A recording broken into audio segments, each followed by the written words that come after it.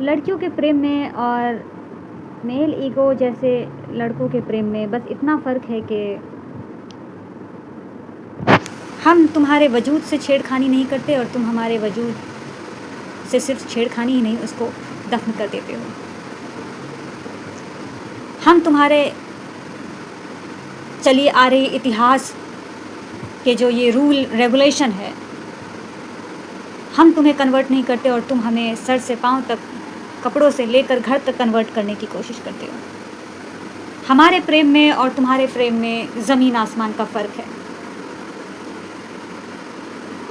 हम तुम्हें कन्वर्ट नहीं करते कि आ जाओ घर जमाई बन जाओ। हालांकि शुरू में लस्ट भरी बातें जब होती है प्रेम में, तो तब तुम हर चीज़ मानने को तैयार हो जाते हो, और बाद में जब करने की बारी आती है तो तुम लांछन लगा देते हो।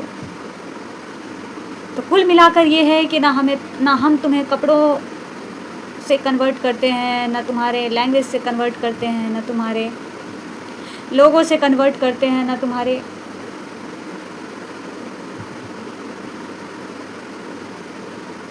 तुम्हारे ईमान से कन्वर्ट करते हैं, ना तुम्हारी आज़ादी से कन्वर्ट करते हैं। हम कन्वर्ट नहीं, हम प्रेम में कन्वर्ट करते हैं। प्रेम सिखाते हैं कि प्रेम में लॉयल्टी कैसे निभाई जाती है, प्रेम में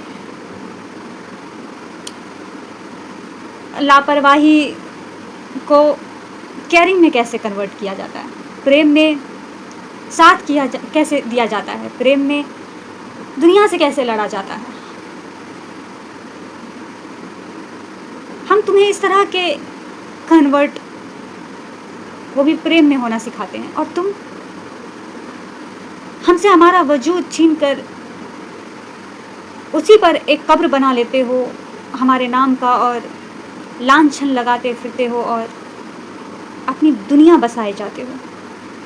तुम्हारे प्रेम में और हमारे प्रेम में ज़मीन आसमान का फ़र्क है कि हम प्रेम करवाने के लिए लड़ते हैं, अटेंशन, केयरिंग, बराबर का औहदा, हर चीज़ तवज्जो प्रेम में कैसा होना चाहिए, क्वीन की तरह ट्रीट कैसा मिलना चाहिए, महाराजाओं की तरह तब हम तुम्हें कैसे ट्रीट करेंगे। ये सारी हम प्रेम की बातें करते हैं, और तुम हमारे कपड़ों की, हमारे इर्द गिर्द कितने लोग हमें सपोर्ट करते हैं उसको देखते हुए, हमारे रहने का क्या साधन है, हम खुश होते हैं तो हमारे खुशी की महफिल में शामिल होने के लिए आते हो। ये दिमागी यूज़ जो फैलाते हो प्रेम में, इसको प्रेम नहीं कहते हैं। पहली बात, इसको या तो लस्ट कह सकते हैं या तो ज़रूरत। ना इबादत, ना इश्क, ना मुशक्क़त, ना कशिश, कुछ नहीं है तुम्हारे प्रेम में।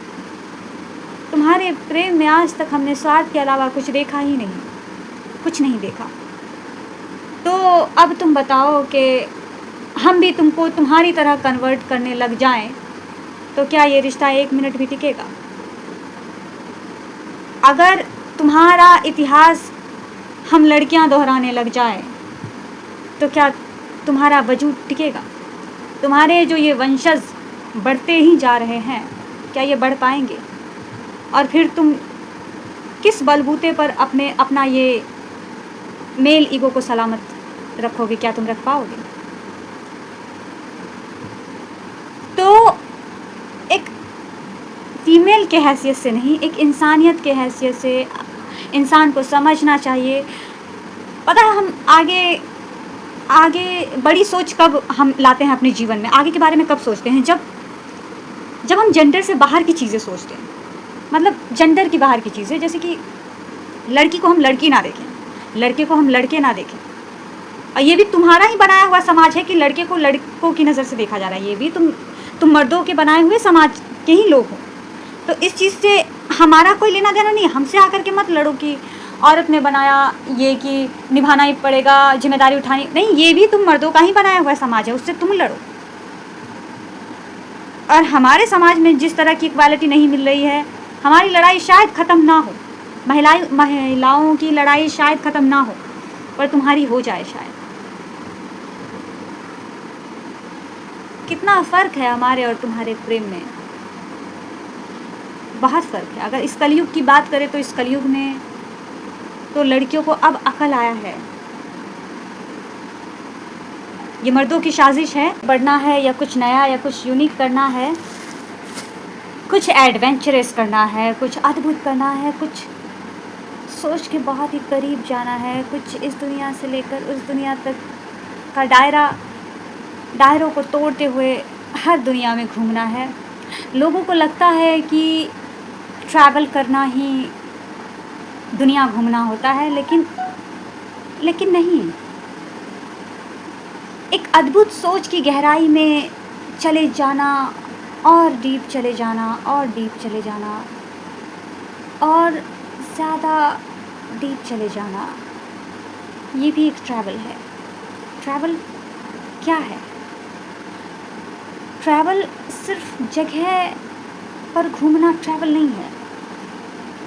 ट्रैवल एक अद्भुत सोच की खोज करना ही ट्रैवल है।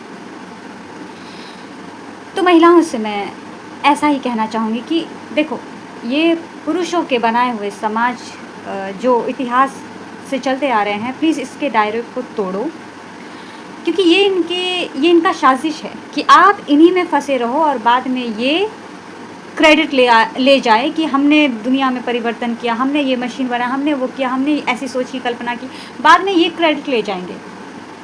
तो इनके जाल में ना फंसते हुए ये तुम्हें कपड़ों को लेके ताना मारेंगे, ये तुम्हें तुम्हारे चेहरे और बॉडी फिज़िकली हर चीज़ को लेकर के ताना मारेंगे। समाज, चाल चलन, तवज्जो ना देना, भेदभाव, कंपेयर करना बाहर की लड़कियों से और अपनी इंडिया की लड़कियों से, ये तुम्हें हर तरफ से गिराने की कोशिश करेंगे और लांछन लगाने की कोशिश करेंगे। प्लीज़ एक रिक्वेस्ट है हाथ जोड़कर, अपने अस्तित्व को पहचानो, अपने एक अद्भुत सोच को जानो